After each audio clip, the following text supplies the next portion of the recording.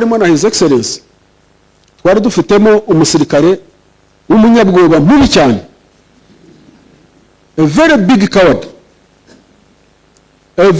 coward ku buryo yabonaga duya agatitira, yitwaga Musisi, ariko akagira one very good quality. Musisi yagiraga capability zo kureba duyi in maybe 8 kilometers. Kubera yagiraga ubwoba bwinshi, ijisho rye ryarakanuraga cyane rikaba nka binocular, akareba duyi in 8 kilometers. So turaho na His Excellency Musisi azayirukanga, atafanda tumeona duyi, ataduyi huyo, twese uko tungana, twese tugakanura amaso tugashaka duyi ntitumubone. Musisi kuko akanura cyane n'ubwoba bwe, aduyi akamubona agatangira gutitira. Iyo atitiraga cyane twamenyaga ko yamubonye. Byashoboka hano ko harimo ba Musisi, nta gikundi kijya kibura Musisi buriya. So ariko nyine every time His Excellency akatubwira ati Musisi at this time muri situation turimo, Musisi is very important. So information rero ntabwo yageze ku banyarwanda bose, ariko those who managed to get information were told on the 31st of September in the night to assemble somewhere in Kampala and move towards the Rwandan border. So maybe on the first day I can say 400 moved. The second day another 400. Within 2 days 800 people were at the Ugandan border on the 1st of October 1990. So we moved towards the border. Now, how possible was it to break away from the Ugandan army with arms and move all the way from Kampala up to the Rwandan border? Of course, there were risks involved. Everything involves risk, and we took the risk. But we based our risk on 2 things. One, independence ya Uganda iba on the 9th of October, and it was supposed to take place in Kabare district. Kabare is just next after Gicumbi, across in Uganda, not far from the Rwandan border. Therefore, had troops were mobilized from many parts of Uganda baja towards Kabare to participate in the parade for independence. So uwari kubona abanyarwanda baza towards the border y'u Rwanda would assume ko bari part of that group ijya gukora rehearsals za independence. So that was one possibility. Another factor that we relied on was if any of the Ugandan army component tried to stop us along the way as we moved towards the border to liberate our own country, we would shoot them, we would fight them. Ntabwo twari kubareka. Kandi bari babizi ko if we were determined to do something, we would do it. So there is nobody that would dare to stop us. So all the night we moved from Kampala, we drove through Masaka, we drove through Mbarara, we reached Mbarara when it was daybreak. In the morning, we drove up to Ntungamo. Around this time, I think, exactly around this time, we were at the border at Kagitumba. When we arrived at Kagitumba, Habyarimana's forces were there, of course, protecting their country as always. But they were playing cards. Bangwa Bieri, they were drinking beers, but playing cards at the border. Of course, our troops shot them, then we crossed over into Rwanda. That was on the 1st of October 1990. So the war had broke. Icyo twari dutegereje for the liberation of Rwanda had started. Ubwo nta choice indi twari dufite. However few we were, however weak, ill-equipped, but we had launched the struggle and it had to continue. It would not be reversed. We had the conviction that we would win at any cost. Twari tuzi what we would confront. Rwanda cyari igihugu gifite ingabo, gifite gendarmerie, gifite everything, gifite resources, gifite n'inshuti, gifite na friends. Twari tuzi ko cyari inshuti y'Ababiligi, twari tuzi ko cyari inshuti y'Abafaransa, twari tuzi ko cyari inshuti ya Mobutu. Mobutu Sese Seko kuko waza banga za Zaire, yari president wa Zaire, the current DRC. We knew they were friends. And we knew all those countries would intervene to fight against us. But we had no choice. We had no choice. So, the first day tugeze Kagitumba, after overrunning the border, abo bakinaga amakarita banywa zabia tubirukanye,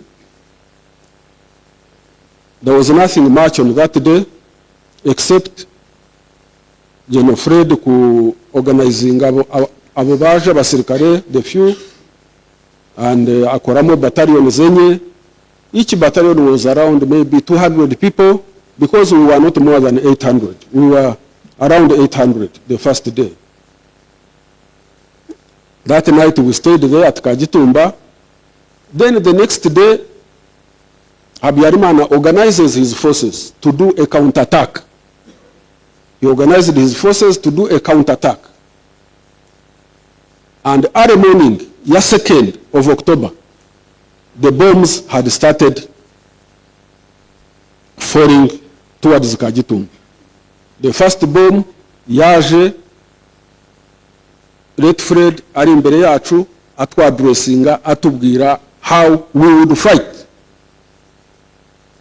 Ntabwo yavuze amagambo menshi, yavuze gusa, one, we are no longer the Ugandan army. We are no longer the National Resistance Army. Niko army ya Uganda batwitaga. We are now the Rwandese Patriotic Army. He said that. Secondly, yaravuze ati, intambara tugiye kurwana irakomeye. It's a very tough war that we are going to fight. So whoever feels that he can't manage, he can't confront, the border is still open, cross over and go back to Uganda. We don't want cowards. That was the second thing which he said. The third, which I remember that he said, yaravuze ati, iyi ntambara tugiye kurwana tuzayirwanana n'abaturage b'u Rwanda, and it will take long. Tuzajya tugufata wowe commander tukohereze ahantu umobilizing abaturage bajye ku ruhande rwawe, hanyuma murwanane iyi ntambara. So it will be protracted, it will be a long war. It is not going to be hasty. It will be a very long war. Tuzafatanya n'abaturage kurwana kugira ngo abaturage bumve icyo barwanira. So as he was still talking to us, the first bomb landed. When the bomb landed towards us, he said, the enemy we have been waiting for has come. Abivuga agenda, abivuga living, and living towards the enemy. Numuhanda, those who know Kagitumba, I don't know how many of you know Kagitumba, the border, it is a tarmac road. In fact, border Uganda is inside Rwanda, so he took the tarmac road towards the enemy. Abandi baramukurikira. We all followed. So, in a few minutes, duhura na enemy, turarwana na enemy successfully, no problem. The enemy retreated. As the enemy was retreating, enemy ariho ahunga has a jeep mounting a machine gun to cover the enemy, to cover for the enemy, kugira ngo enemy ahunge neza akajipe kaza kuturasa. The first bullets akajipe karashe ku gasozi aho Red Fred yarahagaze, and the first bullet imufata hano. Then aricara avuga amagambo ye ya nyuma. Ijambo rya nyuma yaravuze ati mujinga amenipiga. Yakoreshaga Igiswahili. The fool has shot me. So he sat down and died. So ubwo murumva the liberation struggle itangiye with the leader w'abasirikare bose bibonagamo, abasirikare bose believed in him. He had fought so many wars from Mozambique, from Tanzania, removing Idi Amin, removing Obote. Basically, liberation struggle ya Uganda ni nkawe wariyoboye. So he was a known brave fighter. So at his age of 33, his journey ends on his second day. Ubwo tugira ikibazo cha leadership. We were all young. At that time, twese twari muri 20s. N'abandi commanders bari basigaye, they were young. Wakabaye ari second to him that time, operationally, yari Major Chris Bunyenyezi. Major Chris Bunyenyezi was 26. So you can imagine your responsibility yo liberating igihugu of a 26-year-old. So ibintu ntibyaba byiza. Of course tugira confusion, but others got demoralized. Others got totally demoralized, especially the senior commanders. Abari close kuri Fred, they became totally demoralized. Babura initiative, babura icyo gukora, bibagirwa responsibility, bahugira kuvuga ngo Fred arapfuye, therefore we are finished. But on the other side, Habyarimana was busy mobilizing. On the 5th of October, Habyarimana yari yamaze guhamagaza abafaransa. The French had arrived. Bava muri base yabo iri muri Central African Republic, niho muri bihugu bya Francophonie abafaransa baba bafite mu bases zabo. So they didn't have to come very far from France. They came from Central African Republic and flew in to Kigali. Haje force yabo yitwa 2e Paracommando Unit y'abafaransa to support Habyarimana. The next day, abafaransa also asked Mobutu Sese Seko Wazabang to send troops to support Habyarimana. Mobutu sent a division spéciale présidentielle, Beret Rouge, iyobowe n'umukoloneli witwaga Mayere. Nairaza, the Belgians came. Abo bose baraza baduteraniraho mu Mutara when we were still in that state of despair, of disorganization. But the good thing, Fred amaze gupfa, the senior commanders kept it to themselves. They didn't communicate it to the young soldiers, to other troops. So abandi basirikare bo bumvaga batamubona bakibaza ngo he's somewhere, ntibamenye ibyo ari byo. So abasirikare bato, they were not demoralized.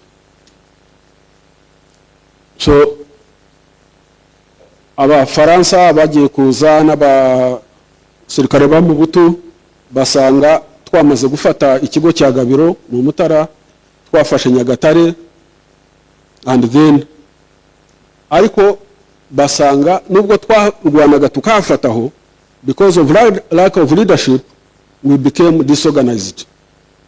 We became disorganized. We were not so well organized. We were not so well equipped. So baraturasa badukura muri Gabiro. Badukura muri Gabiro, leta badukura no muri Nyagatare.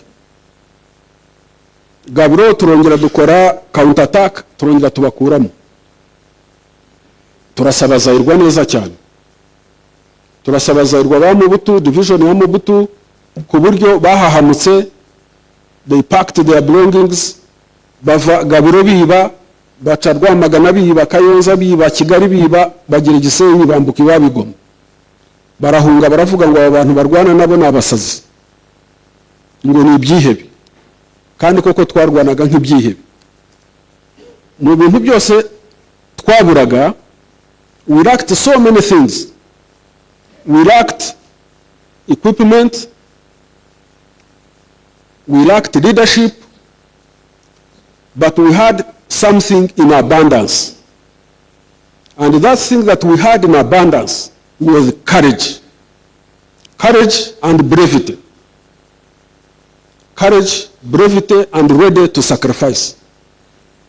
Abana barapfaga. People died. Abafaransa n'abasirikare ba Mubutu bari bafite imbunda zikomeye cyane. Bari bafite anti-aircrafts, machine guns. Mu Mutara hari fere flat, bagasasa bakaturasa kapeti. Bakarasa kapeti n'ubwatsi ukabibona ko bwashize. But we would advance tukabageraho, ushoboye kubageraho izo mbunda tukazibafata.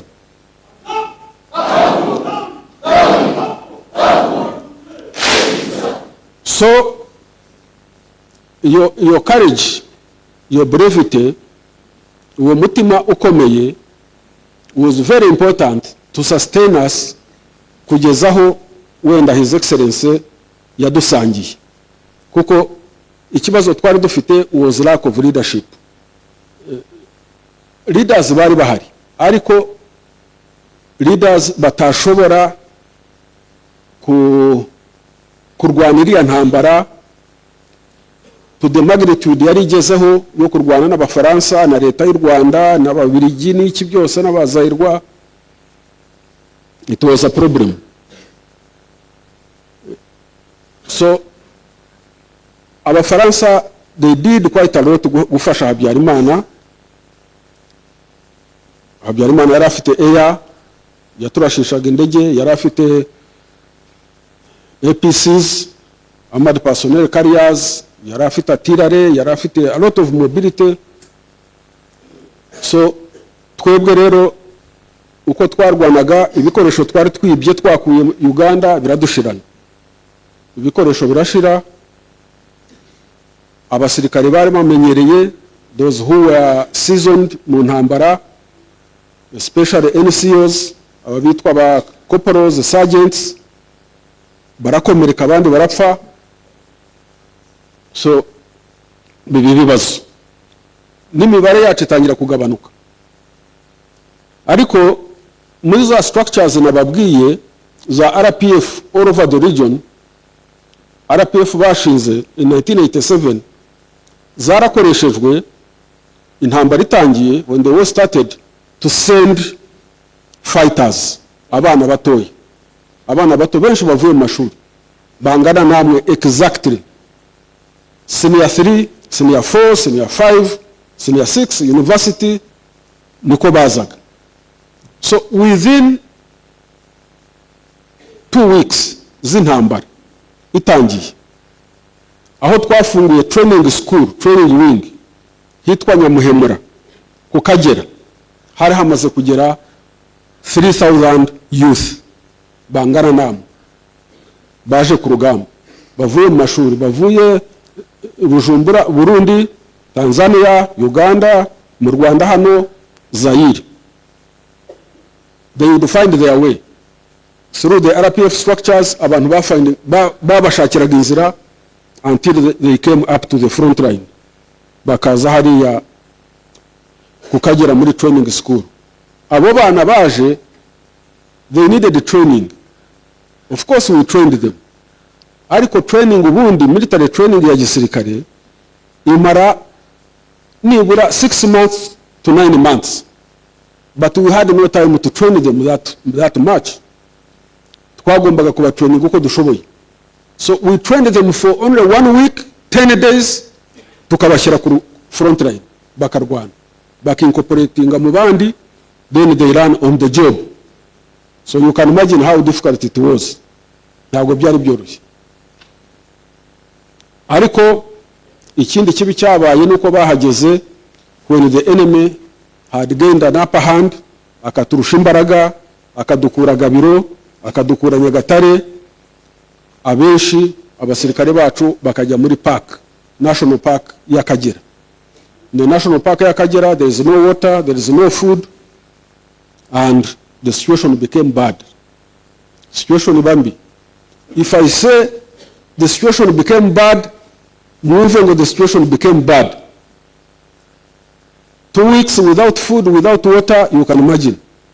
Ufite umwanzi adui akuri hejuru n'indege akurasa za burendeze kuri hasi zikwirukankana atirare bagutangatanga left and right. Dukora akazi ko kwihisha gusa mu bihuru. Urashwe waraswaga ntaho twashoboraga kumushyira kuko ntiwashoboraga kumuheka, nta mbaraga zo kumuheka, ntiwashoboraga kumuvura, nta miti wari ufite. So wakomerekaga yasigaraga aho ngaho. Those who were brave, abari brave, waraswaga akabona ko there is no choice, they are not going to carry him, is not going to even walk, nta kibishoboye, he would request to be shot by his colleagues. Agasaba ati nimundase, aho kunsiga ngo umwanzi afate, nimundase, shoot me. Of course, no kumurasa umuzi ko ari your friend, ari umuntu mwabanye, ari comrade ku rugamba, kumurasa nawe bikakugora. Ariko harababaga bari brave enough ukumva mukubisa urusasu, abandi mugakomeza mukagenda. Twageze to such an extent bimera gutyo, abantu bakomeretse tukabura aho tubashyira, tukabashyira mu gahuru, tukababwira tuti tuzaza tuhabakure ryari, how wahagera ute. The situation became pathetic, it was so bad. Abandi basirikare batangira kwiroha mu Kagera, trying to swim across the Kagera, batazi no guswimming. Even those who could swim maybe in the swimming pool, sinzi ko guswiminga mu swimming pool ari kimwe no guswiminga mu Kagera. They are totally different things. So bakagera agaswiminga mu Kagera, ukabona Kagera kariho karabatwara, amazi arabatwara. Of course they would end up in Lake Victoria kuko nta kundi. Abandi bakihambira bagahambira, they would wrap up a lot of shrubs n'ibiki, agakora like something floating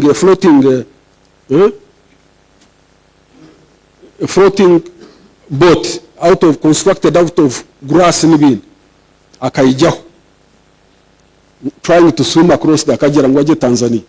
Of course they wouldn't manage. Biba bibi cyane.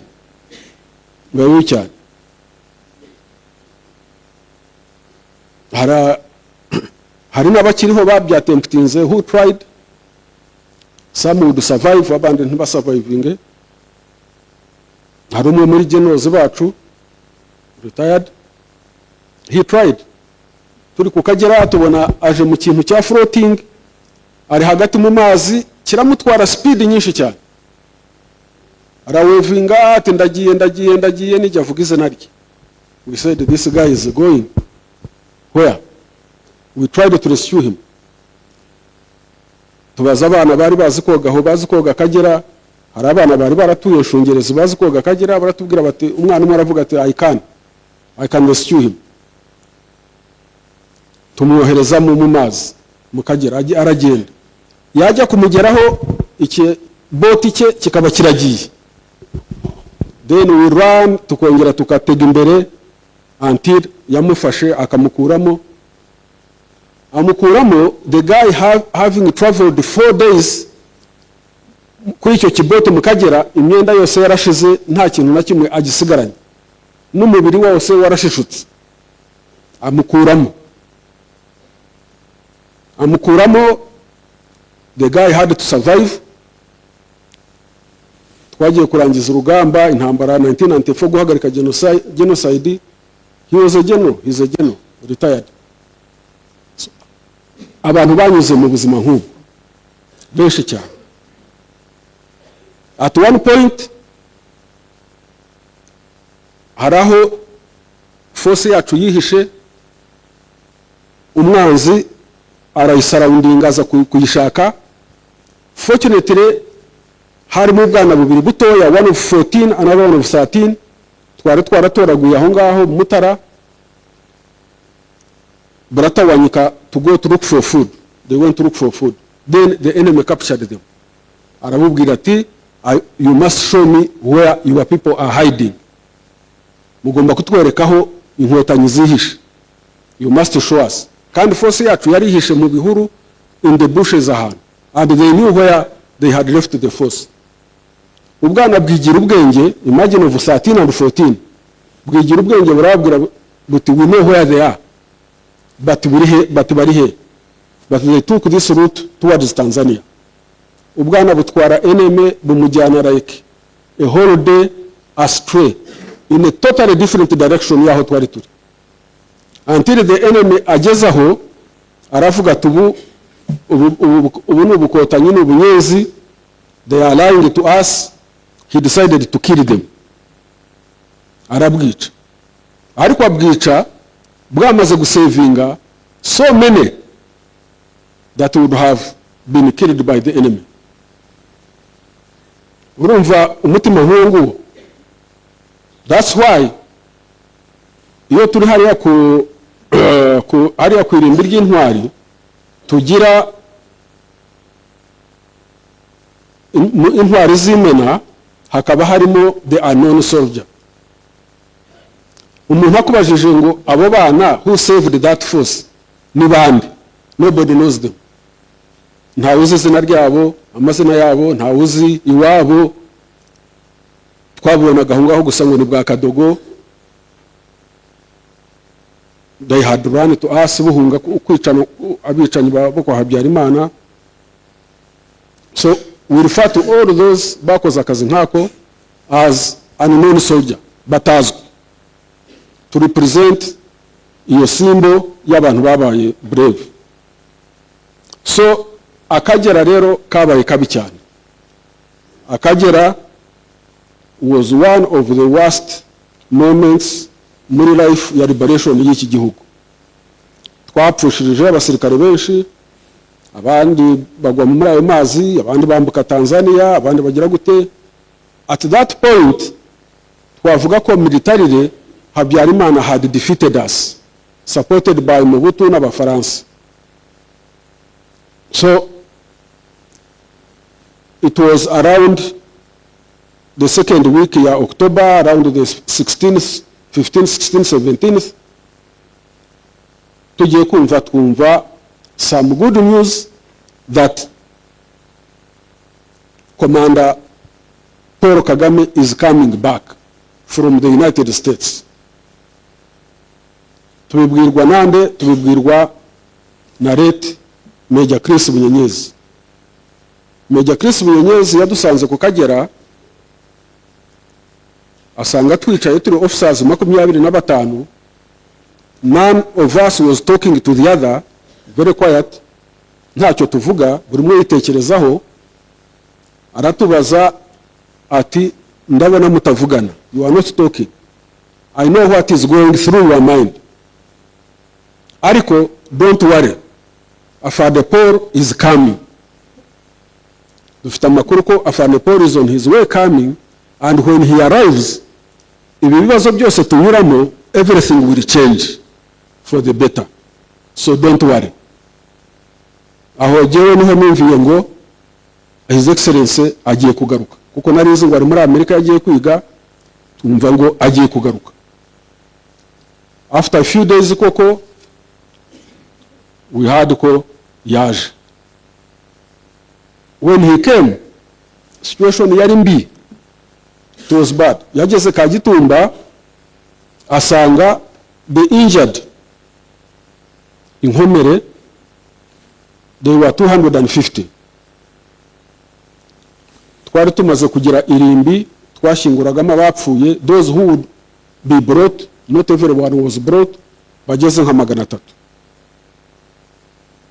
So ahageze asa akubitana n'abarashwe mu nda, abarashwe amaguru, abarashwe mu mutwe, 250. So that was what welcomed him to the front line. Biramuyobera. Abasirikare abonye bose who are running away from the front line, akabona bose bari demoralized. At the same time yahageze Aduyi nawe ariho aza Kagitumba, kuko he had defeated us in Gabiro and Nyagatare, so ingabo za Habyarimana were coming towards Kagitumba. Jewe yantumyeho ngo musange Kagitumba ndahantu hitwa Nyamiyonga. I don't remember how the message came. I don't know who delivered it, but I remember ko bambwiye ngo afande aragushaka Kagitumba.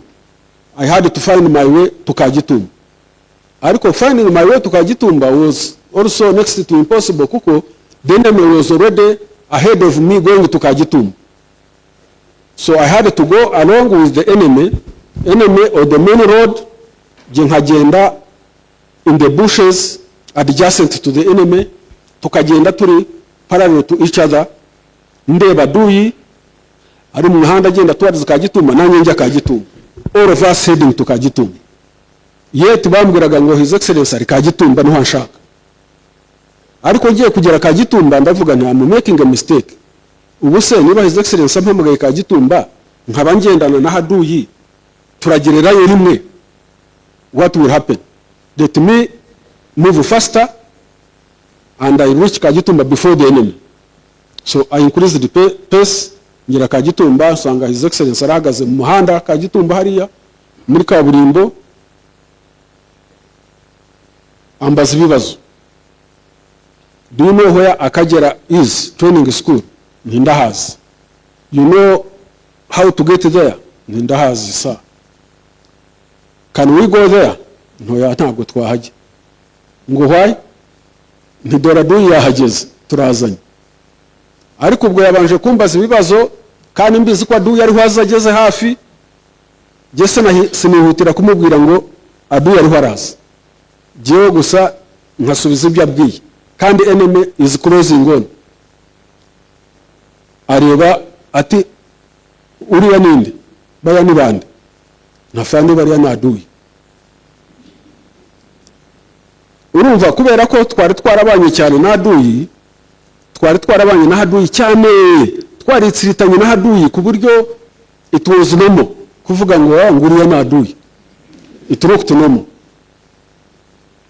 Aturiya na Aduyi nte ati so ntabwo tugishoboye guca kujya ku Kagera, ntabwo twagiye kuko umuhanda ujyayo yawugezeho. Ubwo Aduyi ariho araza buhoro, ngira ngo nawe yatinyaga Kagitumba ko yatekerezaga maybe that's where we would stage our last fight. Then areba hirya under a tree,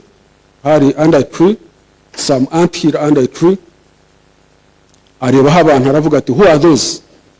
Ndarunguruka ndabareba, namba ntibariya ni escorts bari at Fred. At what are they doing there? Ndamubwira nti that's where we buried him. At okay, babwire bazi. I called them baraza. Ubwo enemy ariho approaching. Then His Excellency n'abo basirikare bambuka umuyanja bajya aho Uganda, Tanzania n'u Rwanda bihurira, aho ku Kagera babariyo batekinga cover. Arambwira ati aya mazari Kagitumba harimo iki? Ndamubwira harimo amasasu, harimo udukompora, harimo n'ibindi bintu. Aravuga ati bitwike Aduyi atabihasanga. I started looking for uko twabica uko nabitwika. Fortunately mbona umugabo wari aho ngaho, ndamubaza nti dushobora gutwika ibi bintu, ati mfite ikibiriti, then turabitwika. Uwo mugabo after 1 year naje kumumenya ko usanga ari lieutenant muganga, ari se wa General Mubaraka Muganga, who is the chief of defense staff today. They were both in the army, bose bari baje ku rugamba. So mu gutwika ayo masasu aturitse, then Adu slowed down kuza Kagitumba. So biduha time kuhava kuhakura ibintu, and then Adu recaptured Kagitumba. Adu arongera afata Kagitumba, which we had captured on the 1st of October. Ubwo ariko abasirikare bacu, they are scattered mu Kagera, abandi bagiye Tanzania, abandi they have gone back to Uganda. So His Excellency niyo situation yasanze. In other words, His Excellency yasanze intambara byatunaniye completely, and there was nothing that would reverse it. Byari bigoranye. So icyo yakoze rero, yorganizinga bushya intambara, ahamagara yohereza abantu bakura y'abari mu Kagera basubira on the Ugandan side, abari bahunyiye Tanzania abakurayo abazana on the Ugandan side around the border, akuraho force imwe yabonaga igifite imbaraga, ayohereza kurasa Gatuna ubwo no kuva Kagitumbuza westwards akorasa Gatuna, and then atangira kuorganizinga the force afresh. In other words, atangira intambara bushya, adukura aho ngaho adutwara mu misozi, harya ngo ntibasuye Gikoba bagiyeyo, no, bagiye Murindi, adutwara mu misozi, muri side misozi ya Gicumbi, arongera twinjiza mu Rwanda. This time he avoided Umutara, kuko Umutara uri flat, wahaga advantage Habyarimana n'ingabo ze n'ibikoresho bye, so atuzana in the mountainous area. Tugeze mountainous area ya za Nkana na Kiyombe, we fought with him. Ubwo turinjira, we fought maybe for 3-4 days. Enemy who had been gained morale kubera ko yatunesheje mu Mutara, the enemy had gained morale, so adusangayo, it was not so good,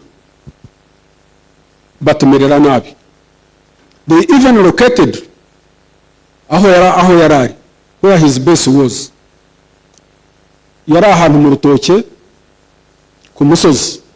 Enemy aravuga ati, we know Paul Kagame is in that banana plantation, concentrate on that tumurangiza. On the side ya Habyarimana, uwakamandingaga iyo front yitwaga Colonel Nzungize, ndamwibuka neza. Colonel Nzungize azana 120 mm mortars, as lining up, barara bashomba ammunition tons and tons. That banana plantation aho His Excellency yarari, are in the morning batangira kuyibombinga, bakubita urutoke rwose rushiraho, ariko twari twamucukura indaki, ajya mu ndaki, and then icyashoboraga kuhadukura nuko bwabaga day night, ijoro. During the day you would not move, so dutegereza ijoro so that we move from there.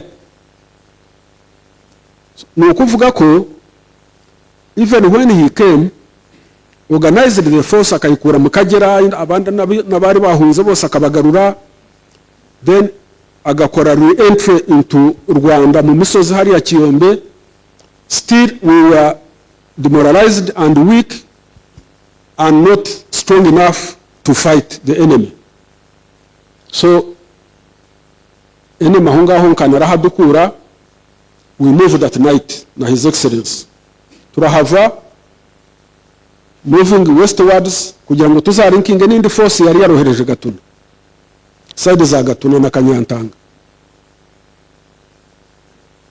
Mu gitondo bugiye gucya dusanga we had not walked a long distance, dusanga tukiri in the same area, this time area idafite covers, iri open.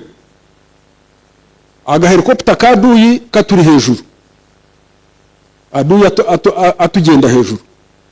We tried to hide muri shrubs biranga. Then aduyi amaze kuturoketinga aho, he advanced kugira ngo aze kuturasa aho twari turi na His Excellency.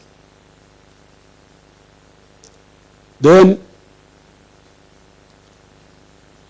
buri group yose buriya igira abantu batandukanye bafite skills na talents zitandukanye. Buriya nkaha ngaha uko muri hano harimo abazi kuririmba, harimo abazi gukora imiguruko, harimo buriya mufite talents nyinshi zitandukanye.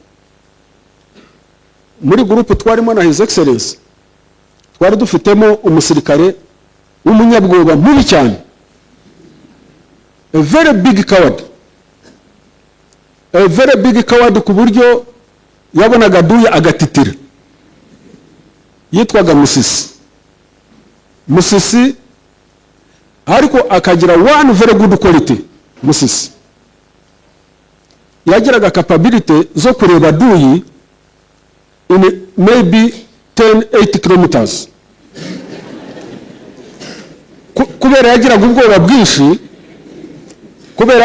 bwinshi, ijisho rye ryarakanuraga cyane rikaba nka binocular, akareba duyi in 8 kilometers. So turaho na His Excellency Musisi azayirukanga, atafanda ati nimeona duyi, ataduyi huyo. Twese uko tungana, twese tugakanwa amaso tugashaka duyi ntitumubone. Musisi kuko akanura cyane n'ubwoba bwe, aduyi akamubona agatangira gutitira. Iyo atitiraga cyane twamenyaga ko yamubonye. Byashoboka hano ko harimo ba Musisi, nta gikundi kijya kibura Musisi buriya. So ariko nyine every time His Excellency akatubwira ati Musisi at this time muri situation turimo, Musisi is very important than most of you. Ati kubera ko Musisi afite ubwoba, we areba duyi kure cyane, bikaduha time to escape. Mwebwe you can fight only when the enemy is near, ariko Musisi is now more important than all of you. Urumva ko buri muntu wese agira akamaro, buri muntu wese umukoresheje neza icyo ashoboye aba afite akamaro. So at that time rero Musisi was very very important. So Musisi abonye aduyi koko tujya cross checkinga, tubona aduyi ariho araza, we fought the enemy, aho turahava. Then we continued the journey, duhura na ya group yindi ahitwa Kanyantanga, aho His Excellency yashaka kutujya. Tuhageze dusanga the enemy had also converged on them. Twahageze midnight. The next day in the morning the enemy yaraturi hejuru ku misozi, yatangiye kuducucubana za 60mm mortar. Then naho turahava. As we were running away tugenda, His Excellency yari hagati, 2 soldiers behind him, barasaka 60mm mortar kagwa gakubita the soldier wari umukurikiye, maybe the 3rd soldier behind him, agwa aho ngaho, yitwaga Gakuru. He died. Ubwo murabona risks ko zigenda ziyongera, intambara iragenda ikomera. So tugeze Kanyantanga aho ngaho, and then naho turahava dusubira mu gashyamba kari muri Uganda. Then His Excellency decided that we all leave that part of Rwanda and we move to Virunga Mountains. Ibirunga murabizi? Have you seen the mountains? Biriya bya Muhabura na Gahinga na Sabyinyo.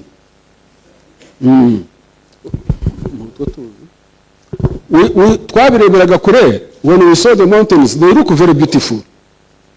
They looked really good.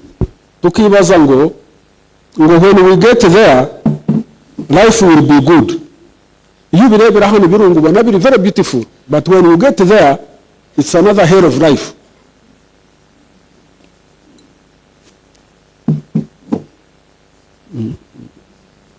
It's okay. It's another hell of life. Twageze mu Birunga muri January, dusanga conditions zo mu Birunga, they were not any better. Very cold, extremely cold, no food. Ariko the good thing in mu Birunga was that the enemy could not use aircrafts kuko ntabwo zabona, hari kanope y'ishyamba. The enemy could not use tanks and APCs kuko they cannot navigate through the mountains. The enemy could only move on foot nkuko natwe twari on foot. So at least it was much better that way. Ariko the coldness, the hunger, nayo itubera ikibazo. Tugeze mu Birunga, the force ihageze, His Excellency had planned to attack Ruhengeri. Yatakinga Ruhengeri muji, afungura abafungwa, and then we made a statement. We had lost Kagitumba, we had lost Gatuna, but we had gained Turasa Ruhengeri, which showed to the whole world and to Habyarimana that we still exist, and the struggle was still going on. So, tumaze kurasa Ruhengeri, we went back to Virunga Mountains. Mu Birunga niho His Excellency yaboneye time na commanders n'abasirikare kubasobanurira neza how he wanted them to fight. Adukura muri convention warfare twarwanaga, ubundi aho hose twarwanaga the way we had fought in Uganda, the way we had fought in the previous wars, turwana mu buryo bwo kwiyahura. Twarwanaga tureza gatuza, twarwanaga nk'ibyihebe, of course losing so many people. So His Excellency changed the military tactics tuva muri convention warfare tujya muri guerrilla warfare.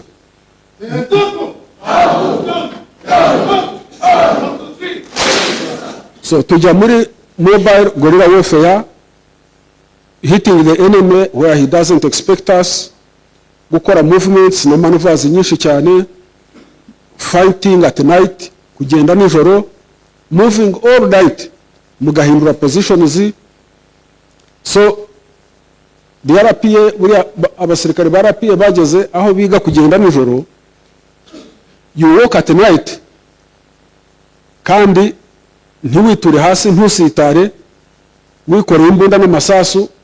Sometimes you decide to sleep for 5 minutes while walking, kandi muri terrain itameze neza. Terrain iri rugged, imeze nabi, irimo imyobo, but you walk and manage. So twavuye mu Birunga rero, His Excellency yamaze kudefininga neza intambara, ya restructuring the force, ya defining the military tactics tugomba gukoresha, guerrilla warfare, high mobile. Then dutangira kurwana n'umwanzi, this time dukoresha military tactics za His Excellency zari more superior kuzumwanzi. Umwanzi ntabwo yarazi kurwana the mobile guerrilla warfare. Tumunesheje mobile guerrilla warfare. The whole of 91 turi muri mobile guerrilla warfare. Umwanzi arakubitwa muri ibi bice byose, dusubira mu Mutara, umwanzi arakubitwa, and then by September 91 we decided to capture a territory mu Rwanda tukayigumamo. Ubundi twari high mobile, nta hantu twabaga turi twitwa ngo haturahari. Ariko by September we captured a territory ahitwa Gikoba, and then